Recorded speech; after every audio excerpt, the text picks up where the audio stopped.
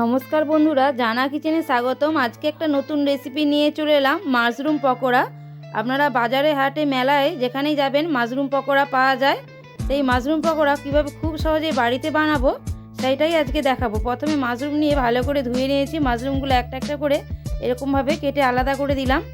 এবার এই পকোড়াটা বানানোর জন্য যে ব্যাটারটা রেডি করে নেব, নিয়ে নিলাম বেসন, কর্নফ্লাওয়ার, লঙ্কার গুঁড়ো, হলুদের গুঁড়ো, স্বাদটা ব্যালেন্স রাখার জন্য চিনি, পরিমাণ মতো লবণ, গোলমরিচ গুঁড়ো আর দিলাম কালো জিরে দিয়ে ভালো করে শুকনো উপকরণগুলো ভালো করে মেখে নিলাম।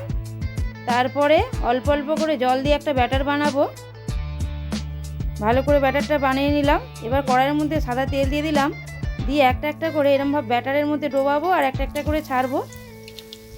বেশ ভালো করে সুন্দরভাবে উল্টে পাল্টে লাল লাল করে ভাজবো। বন্ধুরা, যদি ভালো লেগে থাকে লাইক, কমেন্ট, শেয়ার, সাবস্ক্রাইব করে দেবেন। আর আপনারাও খুব সহজে এরকম বাড়িতে মাশরুম পকোড়া বানিয়ে নিতে পারবেন। সব মাশরুম পকোড়াগুলো আমার বানানো হয়ে গেছে, দেখুন কত সুন্দর হয়েছে। এই শীতের সন্ধ্যেতে যদি এরকম মাশরুম পকোড়ার চা হয়, একদম শীতের সন্ধ্যেটা জমে যাবে। নমস্কার বন্ধুরা।